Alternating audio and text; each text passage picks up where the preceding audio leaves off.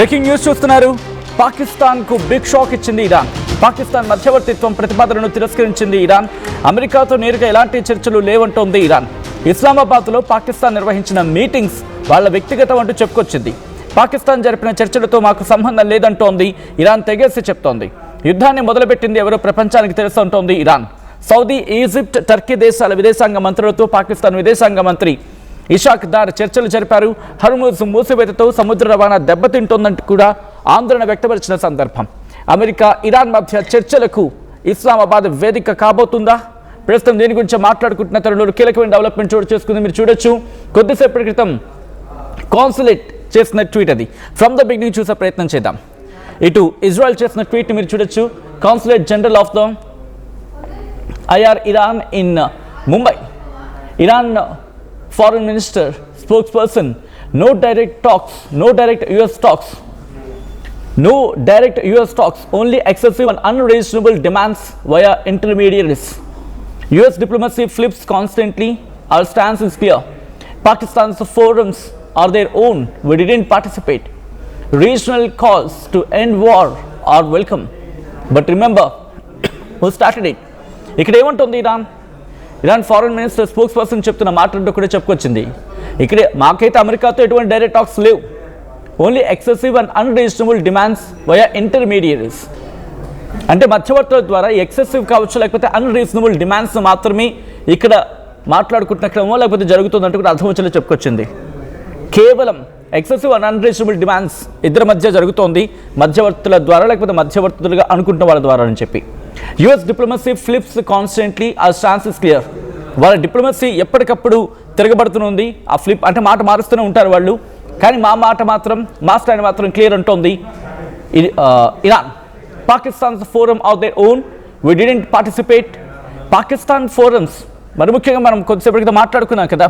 ఇటు Saudi Arabia, Egypt, Turkey వీళ్ళు ముగ్గురుతో పాకిస్తాన్ విదేశాంగ మంత్రులతో, అక్కడ విదేశాంగ మంత్రులతో ఇరాన్ సంబంధించి ఈ అంశం అంటే ఇరాన్ ఇజ్రాయెల్ లేకపోతే ఇరాన్ అమెరికా మధ్య జరుగుతున్న యుద్ధ వాతావరణం గురించి పాకిస్తాన్ విదేశాంగ మంత్రి ఇషాక్ దార్ ఇటు టర్కీ, సౌదీ అరేబియా అలాగే ఈజిప్ట్ ఈ దేశ విదేశాంగ మంత్రులతో భేటీ జరుపుతున్నాం అనేది పాకిస్తాన్ చెప్పుకొచ్చిన మాట. ఇదే అంశాన్ని ఇక్కడ కోట్ చేస్తుంది.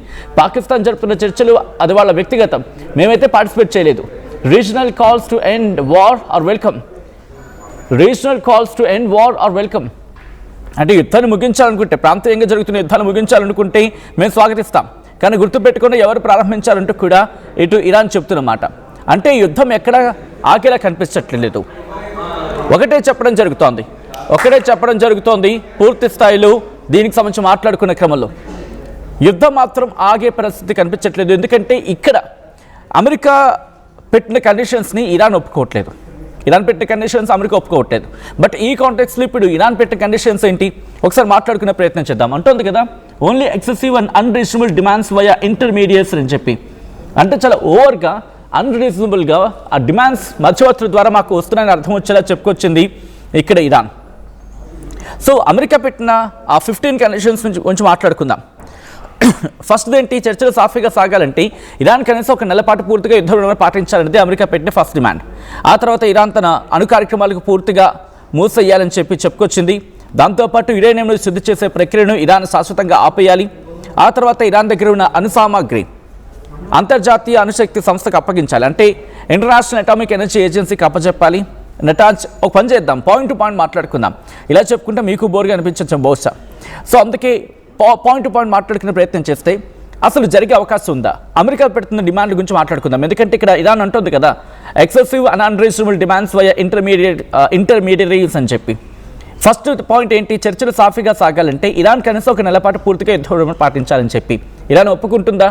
ఇరాన్ ఒప్పుకునే ప్రసక్తి లేదు. బట్ ఇరాన్ ఏమంటుంది, మీరు యుద్ధాన్ని ఆపితే, మాకు జరిగిన నష్టాన్ని భర్తీ చేస్తే, మా డిమాండ్లకు ఒప్పుకుంటే అప్పుడు మేము ఆలోచిస్తూ ఉంటుంది ఇరాన్. కాబట్టి ఫస్ట్ పాయింట్ ఇక్కడ ఇరాన్ ఒప్పుకునే పరిస్థితి కనిపించట్లేదు. రెండోది, ఇరాన్ తన అణు కార్యక్రమాలు పూర్తిగా మూసేయాలని చెప్పి. ఇరాన్ డిమాండ్ ఏంటి, మేము చేస్తోంది అణు బాంబులను తయారు చేయట్లేదు కదా, అణు విద్యుత్ని తయారు చేసుకుంటున్నాం, అలా ఇప్పుడు మీకు వచ్చిన నష్టం ఏంటి అనేది ఇరాన్ ప్రశ్నిస్తోంది. అలాగైతే ఇక్కడ డైరెక్ట్గా పేరు ప్రస్తావించట్లేదు, కానీ మరి నార్త్ కొరియా దగ్గర ఉన్నదేంటి, ఉత్తర కొరియా దగ్గర ఉందేంటి, అదేమైనా దీపావళి బాంబా, లేకపోతే వాళ్ళు ఏమైనా సరదాగా కాల్చుకోవడానికి సరదాగా పేల్చుకోవడానికి కిమ్ వాటిని రెడీ చేసుకుంటున్నారా? వాళ్ళని ఎందుకు ప్రశ్నించట్లేదు? చైనాని ఎందుకు ప్రశ్నించట్లేదు? ఇటు మమ్మల్ని ఎందుకు ప్రశ్నిస్తుందని చెప్పి భావం వచ్చేలా ఇరాన్ ప్రశ్నిస్తోంది ఈరోజు అమెరికాని. ఇక అక్కడి నుంచి ముందుకెళ్తే యురేనియంను శుద్ధి చేసే ప్రక్రియను ఇరాన్ శాశ్వతంగా ఆపేయాలని చెప్పి ఇప్పటికే వాళ్ళ దగ్గర 60% ఎన్రిచ్డ్ యురేనియం ఉంది. అది కనుక 90%కి చేరుకుంటే వాళ్ళు న్యూక్లియర్ వెపన్స్ తయారు చేసుకోవచ్చు అనేది అక్కడ వినిపించమాట. సో ఇప్పుడు ఆ యురేనియంను శుద్ధి చేసే ప్రక్రియను ఇరాన్ శాశ్వతంగా ఆపేయాలంటుంటే ఎస్, మేము ఆపే ప్రసక్తే లేదు, మేమైతే మాత్రం కంటిన్యూ చేస్తాం. ఒక దేశంగా మాకు అది ఒక సార్వభౌమ దేశంగానో లేకపోతే ప్రజాస్వామ్య దేశంగానో మాకంటే హక్కు ఉంది, మా సోవరిటీని మేము కాపాడుకునే హక్కు మాకుంది, కాబట్టి మీరు కలగజేసుకోవద్దు. కాబట్టి దాన్ని కూడా ఇరాన్ ఒప్పుకునే పరిస్థితి కనిపించట్లేదు ఇప్పుడు పరిస్థితుల్లో.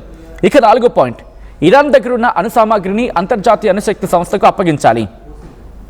ఇక్కడ అంతర్జాతీయ అణుశక్తి సంస్థ ఇంటర్నేషనల్ అటామిక్ ఎనర్జీని అసలు అడుగు పెట్టనివ్వట్లేదు కదా.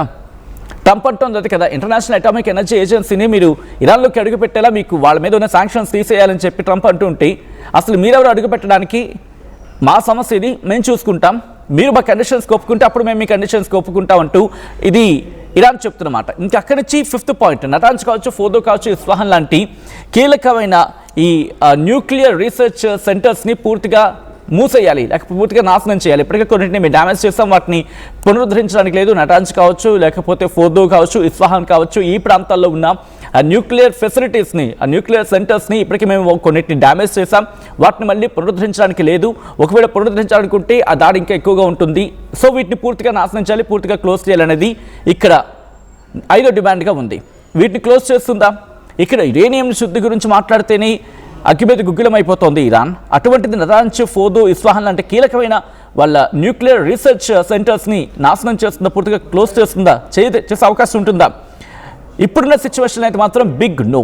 And moving to the next 6వ పాయింట్, దేశంలో ఏ ప్రాంతంలోనైనా ఎప్పుడైనా తనిఖీలు చేయడానికి IAEA అధికారులకు పూర్తి స్వేచ్ఛ ఇవ్వాలి అని చెప్పి. సో ఇవ్వట్లేదు, శాంక్షన్స్ అయితే ఉన్నాయి, వాళ్ళని ఒప్పుకోవట్లేదు. మీరు అక్కడ ఉండాల్సింది, మీరు మా దేశంలోకి అడుగు పెట్టడానికి లేదు అని చెప్పి ఇంటర్నేషనల్ అటామిక్ ఎనర్జీ ఏజెన్సీని చెప్తోంది. ఇక 7వది, హమాస్ లాంటి సంస్థలతో ఉన్న సంబంధాలను ఇరాన్ తెంచుకోవాలి. అంటే హమాస్, హెజ్బుల్లా, హౌతీ, అలాగే ఇరాక్లో మిలీషియా, వీళ్ళతో ఉన్న రిలేషన్స్ని ఇరాన్ తెంచుకోవాలి అనేది వినిపించమాట. సో ఆబ్వియస్లీ తెంచుకోవద్దు, ఎందుకంటే ఇప్పుడు ఈ టైంలో వాళ్ళే కదా వాళ్ళకి సపోర్ట్ ఇస్తోంది, ఇరాన్కు సపోర్ట్ ఇస్తోంది. యెమెన్లో హౌతీలు, లెబనాన్లో హెజ్బుల్లా, గాజాలో హమాస్, ఇరాక్లో ఉన్న మిలీషియా అనేది వినిపించమాట. సో వీళ్ళతో సంబంధాన్ని తెంచుకుంటుంది కనుక నో, ఎందుకంటే వీళ్ళ ప్రాక్సీస్, ఇరాన్కి ప్రాక్సీస్ వాళ్ళు కాబట్టి ఈ విషయంలో కూడా ససేమిరాన్ అనే అవకాశం ఎక్కువగా ఉంది. ఇక దాంతోపాటు మిగిలిన దేశాల్లో ఉగ్ర సంస్థలకు ఆయుధాలు కావచ్చు, నిధుల సరఫరాను పూర్తిగా ఆపాలి. ఇది ఎస్టాబ్లిష్ చేయాలి ఫస్ట్ అమెరికా. ఏ దేశానికి ఎంత మొత్తానికి పంపిస్తోంది, అంటే ఏ దేశానికి ఎంత మేరకు పంపిస్తోంది, ఏ సంస్థలకు పంపిస్తోంది, ఎంతెంత మేరకు పంపిస్తోంది, ఏ ఆయుధాలను పంపిస్తోంది, ఎవరి ద్వారా పంపిస్తోంది, ఏ విధంగా పంపిస్తోంది, ఎలా పంపించడం జరుగుతోంది, ఎవరెవరు దీంట్లో భాగస్వామ్యం ఉన్నారు, ఏ దేశాలకు ఎటువంటి పాత్ర ఉంది, ఇవన్నీ ఎస్టాబ్లిష్ చేస్తున్నది ప్రపంచం ముందు ఉంచితే కనుక, ప్రపంచం నమ్మితే కనుక ఆబ్వియస్లీ ప్రపంచం ఇరాన్ ముందు బాబు ఇది నీ తప్పురా నాన్న, నువ్వు ఇది చేయడానికి లేదు కాబట్టి నువ్వు ఈ కండిషన్కి ఒప్పుకో అంటే కనుక ప్రపంచం నుంచి ఒక ప్రెషర్ వస్తే అప్పుడు ఇరాన్ అంటే అమెరికా ఫస్ట్ ఎస్టాబ్లిష్ చేయాలి. ఇరాన్ దగ్గర ఇగో ఇటువంటి ఉగ్రవాదులు ఉన్నారు, అమెరికా దగ్గర ఇదిగో ఇరాన్ దగ్గర ఉగ్రవాదులు ఉన్నారు, ఉగ్ర సంస్థలు ఉన్నాయి, ఈ ఉగ్ర సంస్థలకి ఫండింగ్ ఇలా వెళ్తోంది, ఈ ఛానల్ త్రూగా ఈ దేశానికి ఇలా వెళుతోంది, కాబట్టి ఇది ఎస్టాబ్లిష్మెంట్ చేస్తున్నాం అని ప్రపంచం ముందు పెడితే ప్రపంచంలో ఉన్న మిగిలిన దేశాలు కూడా ఓకే ఇటువంటి ప్రాబ్లం ఉందా అని చెప్పి వాళ్ళు ఐడెంటిఫికేషన్ చేసుకోవడము, కన్ఫర్మేషన్ చేసుకోవడము, ఆ ప్రశ్నను తీసుకెళ్ళి ఇరాన్ మీద పెట్టే అవకాశం ఉంటుంది. కాబట్టి ఇదొక్కటి క్లిక్ అయ్యే అవకాశం ఉంది ఎప్పుడు అమెరికా ఎస్టాబ్లిష్ చేసిన రోజు. ఎందుకు నేను అమెరికా ఎస్టాబ్లిష్ చేసే ప్రయత్నం అనేది ఈ పాయింట్ కాస్త నేను కొంచెం ఎక్స్టెన్షన్ తీసుకుంటాను, బికాజ్ మనం మాట్లాడుకోవాలి కాబట్టి. ఇక్కడ మీకు గుర్తుంటే కనుక సదాం హుసేన్ విషయంలో కావచ్చు, గదాఫీ విషయంలో కావచ్చు, ఏం జరిగింది? సదాం హుసేన్ విషయంలో మాసివ్ డిస్ట్రక్షన్కి సంబంధించి అమ్యునేషన్స్ తన దగ్గర ఉన్నాయని చెప్పి కదా అక్కడి నుంచి పట్టుకు వెళ్ళిపోయిన. ఆ తర్వాత ఏం జరిగిందో చూసాం. గదాఫీ విషయంలో కూడా ఏం జరిగిందో చూసాం. అంతవరకు ఎందుకు మొన్నటికి మొన్న వెనిజులా అధ్యక్షుడు నికోలస్ మదురోని పట్టుకెళ్ళినప్పుడు డ్రగ్స్ కార్టెల్స్ ఉన్నాయన్నాడు, కానీ కనీసం ఒక ప్యాకెట్ అయినా చూపించాడా? ఎత్తుకెళ్ళిపోయిన తర్వాత అమెరికా ఒక్క ప్యాకెట్ కనీసం ట్రంప్ ఇదిగో ప్యాకెట్, డ్రగ్స్ కార్టెల్ కాదు కానీ ఇదిగో ఈ ప్యాకెట్ ఇన్ని కోట్లు, ఇది వీడి దగ్గర దొరికింది, ఇది వీడి దగ్గర ఉంది, ఇక్కడ మేము సొంతం చేసుకున్నాం, మా సైన్యం ఇది పట్టుకుంది, ఇంత మొత్తంలో పట్టుకుంది, బూచిగా చూపించిన మాత్రం డ్రగ్స్ కార్టెల్, కానీ పట్టుకు వెళ్ళిపోయింది మాత్రం ఆ దేశ అధ్యక్షుడిని. కాబట్టి చేసిన దానికి, చేస్తున్న దానికి, చేయబోతున్న దానికి, ప్రస్తుతం జరుగుతున్న దానికి అమెరికా దగ్గర సమాధానం సరిగ్గా ఉందంటే కనుక ఒకవేళ ప్రపంచం మీద అమెరికా చూపించే క్రమంలో మిగతా 3 వేళ్ళు కూడా అమెరికాని చూపిస్తున్నారు. బహుశా 4 వేళ్ళు కూడా చూపించవచ్చు కాక, కాస్త తటస్థంగా ఉంటే మనం ఏం చేయలేం. కానీ సో ఇది కాబట్టి ఈ విషయంలో అంటే ఈ సాయుధ సంస్థలో లేకపోతే ఉగ్రవాద సంస్థలు లేకపోతే ఇరాన్ ప్రాక్సీస్గా మాట్లాడుకుంటున్న వాళ్ళు లేకపోతే ఫండింగ్ గురించి మాట్లాడుకుంటున్న సందర్భము వీటన్నిటి గురించి మాట్లాడాలంటే అమెరికా ముందు ఎస్టాబ్లిష్ చేయాల్సిన అవసరం ఉంటుంది. ప్రపంచానికి ఇరాన్కి చేయాల్సిన అవసరం ఉందంటే కనుక బహుశా ఈ కాంటాక్ట్స్లో వచ్చినప్పుడు ఇరాన్కి చేయకపోయినా ప్రపంచానికి చేస్తే కనుక ప్రపంచం అప్పుడు ఇరాన్ని ప్రశ్నించడం జరుగుతుంది. ఇరాన్కి కూడా రిలేషన్స్ ఉంటాయి కాబట్టి ఇరాన్ ఆ కోణంలో ఆలోచించుకొని ఒక అడుగు వెనక్కి వేసే అవకాశం ఉంటుంది. ఆ తర్వాత ఫండింగ్ నియంత్రించే అవకాశం ఇరాన్ చేతిలో ఉంటుందా అనేది ఆబ్వియస్లీ ప్రపంచానికి తెలిసిపోతుంది. ఇక నెక్స్ట్ పాయింట్కి వెళ్ళిపోయే ప్రయత్నం చేద్దాం. ఇంటర్నేషనల్ వెషల్స్ ఉంటాయి, వీటిని హార్ముజ్ జలసంధికి సంబంధించి వాటి నుంచి వెళ్లాల్సి ఉంటుంది. పర్షియన్ గల్ఫ్ మీదుగా హార్ముజ్ స్ట్రైట్ నుంచి ఇటు అరేబియా సముద్రానికి వస్తూ ఉంటాయి. కాబట్టి వాటిని నిలువరించకూడదు అనేది, వాటి నిధుల సరఫరా పూర్తిగా ఆపకుండా వాళ్ళకి ప్రాపర్గా వాళ్ళని రిలీజ్ చేయాలి అనే అర్థం వచ్చేలా చెప్పుకొచ్చిన క్రమం. సో ఇది జరగచ్చు ఎప్పుడు అక్కడ యుద్ధ వాతావరణం తగ్గినా, యుద్ధ వాతావరణం కాస్త మందగించినా లేకపోతే క్షీణించినా. ఇక అక్కడి నుంచి మిజైల్స్ మీద రిస్ట్రిక్షన్స్ ఎలా అంటే ఇది చాలా వ్యంగ్యంగా ఉంటుంది, చాలా జోక్గా అనిపిస్తూ ఉంటుంది. ఎందుకు నేను మాట అంటున్నానంటే మీ మిజైల్స్ రేంజ్ని నేను డిసైడ్ చేస్తా. ఇప్పుడు నేను ఉన్నానండి, మీకు ఇప్పుడు ఇది నా ఇల్లు, ఇది మీ ఇల్లు. ఏ ఇంట్లో నేను ఉంటాను, బి ఇంట్లో మీరు ఉంటున్నారు. మీకు నాకు పడట్లేదు, నేను ఒక అస్త్రం వదిలాను, మీరు ఒక అస్త్రం వదిలినప్పుడు రెండు ఒక మా ఇంటి మీద పడుతున్నాయి, మీ ఇంటి మీద పడుతున్నాయి. ఇప్పుడు ఏముంటుంది, సరే మనం మాట్లాడుకుందాం, తేల్చుకుందాం, కానీ ఇప్పుడు నువ్వు మిసైల్స్ వాడకూడదు, నువ్వు మిసైల్స్ ఆపేసేయాలి. నా ఇంటి వరకు పడకుండా నువ్వు ఏ మిసైల్స్ వాడాలో కూడా నేనే చెప్తా. ఎందుకు ఒప్పుకుంటుంది? ఇప్పుడు ఇక్కడి నుంచి అమెరికా నుంచి ఇరాన్ మీదకి వయా ఇజ్రాయిల్ లేకపోతే గల్ఫ్ కంట్రీస్ ద్వారా ఇరాన్ మీద అవకాశం వెళ్ళుకుంటుంది. బట్ ఇరాన్కి ఆప్షన్స్ ఏంటి? వాళ్ళ మిసైల్స్ వాళ్ళకు ఉంటాయి కదా. ఇప్పుడు వాళ్ళ మిసైల్ ప్రోగ్రామ్ మీద కంట్రోల్ చేస్తారట. కాబట్టి దీనికి ఒప్పుకుంటే దానికి బిగ్గెస్ట్ క్వశ్చన్ మార్క్, ఒప్పుకునే ప్రసక్తి ఇక్కడ కనిపించట్లేదు. ఇక moving on to the next point, Iran సైనిక బలం కేవలం ఆత్మరక్షణకు మాత్రమే ఉండాలి. వీళ్ళు కండిషన్స్ పెడతారట వాళ్ళ సైన్యం ఎంత ఉండాలనేది. అండ్ దాని మీద కూడా రిస్ట్రిక్షన్స్ ఎందుకు ఒప్పుకుంటుంది? And moving on to the next, ఇవన్నీ ఒప్పుకుంటేనే ఆర్థిక ఆంక్షలు, శాంక్షన్స్ అనేది లిఫ్ట్ చేయడం జరుగుతుంది. దాంతోపాటు కేవలం వాళ్ళ న్యూక్లియర్ ప్రోగ్రామ్ని న్యూక్లియర్ పవర్ కోసం మాత్రమే వాడాలి అనేది ఆబ్వియస్లీ ఇదొక రెండో పాయింట్ యాక్సెప్టబుల్గా వెళ్ళే అవకాశం ఉంటుంది. అండ్ ఆ శాంక్షన్స్ గురించి అమెరికా చేతుల్లో ఉంటుంది కాబట్టి ఇక్కడ ఇప్పటివరకు అయితే మాత్రం 2 పాయింట్స్ మనకు అనిపిస్తున్నాయి. ఒకటి న్యూక్లియర్ ప్రోగ్రామ్ది, దాంతోపాటు ఇటు ఇంటర్నేషనల్గా వచ్చే ప్రెషర్ గురించి మాట్లాడుకునే క్రమంలో ఆ నిధుల రిస్ట్రిక్షన్ కావచ్చు, లేకపోతే మిగిలిన దేశాల మీద. సో ఇక్కడ వరకు 2 పాయింట్లు మాత్రమే యాక్సెప్టబుల్గా, బహుశా అది కూడా. అండ్ ఆ తర్వాత ఒకసారి ఆంక్షలు తొలగించిన తర్వాత ఇంకొకసారి సడన్గా రిస్ట్రిక్షన్స్, శాంక్షన్స్ విధించే పద్ధతి తీసేయాలి. ఇక లాస్ట్ది, ఫ్యూచర్లో ఎప్పుడు అణ్వాయుధాలు తయారు చేయవు అని చెప్పి ఇరాన్ అధికారిక హామీ ఇవ్వాలని చెప్పి ఇస్తుందా? జరుగుతుందా? 15 హామీలు అమెరికా పెట్టింది. 15 హామీలు పెట్టిన అమెరికా కనీసం ఒక్కటైనా ఇరాన్ అంగీకరించగలిగేలా పెట్టిందా?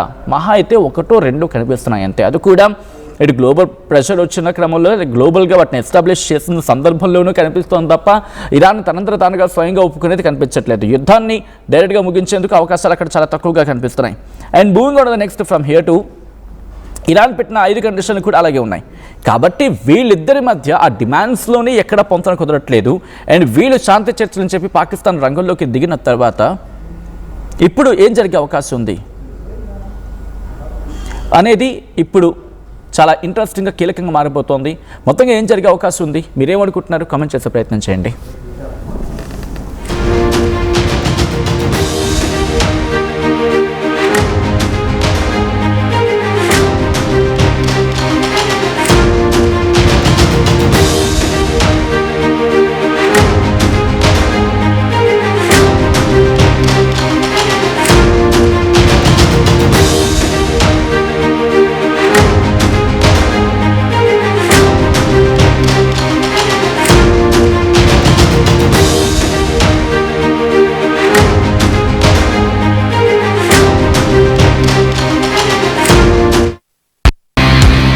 KLA, we help you not only gain knowledge, but also experience it.